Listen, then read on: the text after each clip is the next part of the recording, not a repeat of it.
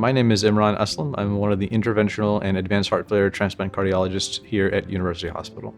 For me, I decided to pursue medicine when I was really in high school, actually.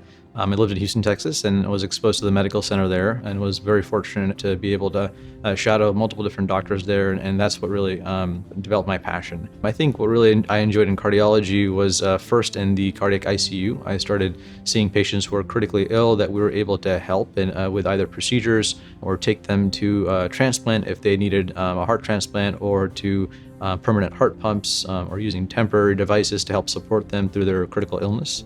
And I really enjoyed the ability to take a patient who was critically ill and take them to a position where they'd be able to walk out of the hospital eventually. Maybe it took weeks, sometimes even months, but it was a worth it endeavor at the end. And it was really great to see patients be able to go back to their families and their lives that they had beforehand. I think the favorite part of my job is being able to meet patients and talk to them and tell them, what's going on, and explain to them in a way that perhaps they have not been accustomed to hearing before. I'm a really strong advocate and believer in patient education. I think in order to help better care for a patient, it can't just be only about care delivered. It has to also be how the patient receives it. I think I really enjoy that part of the job.